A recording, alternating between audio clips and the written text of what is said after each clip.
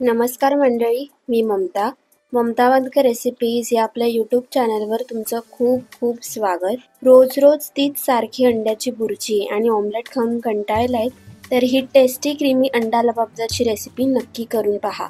अगदी चपाती, नान किंवा ब्रेड आणि पावासोबत देखील अप्रतिम लागते. अगदी घरगुती साहित्यात आणि अतिशय सोपी अशी ही रेसिपी आहे. तुम्ही एकदा नक्की करून पहा. चला तर मग वेळ न घालवता पटकन आजच्या रेसिपीला सुरुवात करूया. पण त्याआधी जर तुम्ही माझ्या चॅनलवर नवीन असाल तर सबस्क्राईब करायला विसरू नका. तर सगळ्यात आधी वाटण्यासाठी आपल्याला लागणार आहे पाव वाटी सुकं खोबरं, त्यासोबतच 2 चिरलेले टोमॅटो देखील घालायचे आणि याची मस्त अशी पेस्ट तयार करून घ्यायची आहे. आता एका पॅनमध्ये 2 मोठे चमचे तेल घालून घेऊयात. तेल छान असं गरम झालं की त्यामध्ये 2 टीस्पून जिरं घालून घ्यायचे, 2 तेजपत्ते घालायचे, 2 ते 3 वेलच्या घालून घेऊयात, 3 ते 4 लवंग घाला आणि अगदी थोडीशी मिरी देखील घालून घेऊयात. आता भरपूर असा कढीपत्ता घालायचा, त्यासोबतच 2 बारीक चिरलेले कांदे घालून घेऊयात. सर्व काही व्यवस्थित परतवून घेऊयात. कांदा छान असा मऊसर होईतोवर परतवून घ्यायचा आहे. आता यामध्ये 2 चमचे आले लसूण पेस्ट घालून घेऊयात, 1 टीस्पून हळद घाला, 2 टीस्पून धने पावडर, 2 चमचे घरगुती मसाला आणि 1 चमचा गरम मसाला. सर्व मसाले अगदी छान असे मिसळून घेऊयात. आता यामध्ये आपण तयार केलेलं वाटण घालून घेऊयात.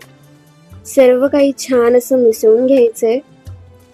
आता यामध्ये चवीपुरतं मीठ घालून घ्या.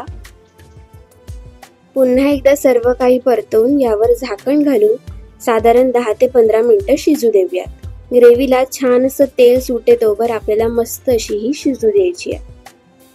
तर इथे आपली ग्रेव्ही मस्त अशी शिजून तयार आहे.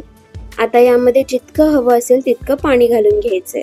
मी इथे वाटणाच्याच भांड्यात पाणी घालून घेतलं होतं आणि तेच मी यामध्ये वापरते. तुम्ही तुमच्या आवडीनुसार पाणी कमी जास्त करू शकता. पुन्हा एकदा झाकण घालून ग्रेव्ही 5 मिनिटं शिजवून घेऊयात. तर इथे आपली ग्रेव्ही मस्त अशी शिजून तयार आहे आणि बऱ्यापैकी घट्ट देखील झाली आहे. आता यामध्ये आपण अंडी घालून घेऊयात. तर हे बघा, या अशा पद्धतीने अंड एका बाउलमध्ये फोडून घ्यायचं आणि मगच ते ग्रेव्हीमध्ये घालून घ्यायचं आहे. असं केल्याने अंड जास्त असं पसरत नाही. तर या सेम पद्धतीने आपण सर्व अंडी ग्रेव्हीमध्ये घालून घेऊयात.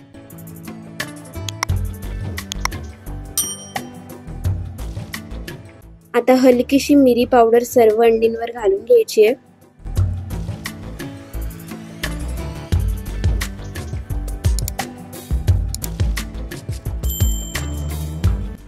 त्यासोबतच थोडासा चाट मसाला देखील घालायचा.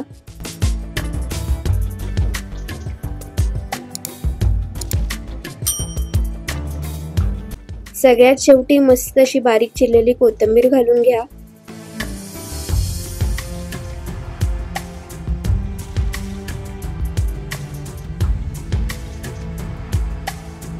आता पुन्हा एकदा यावर झाकण घालून 20 ते 25 मिनिटं सर्व अंडी मस्त अशी शिजू देऊयात.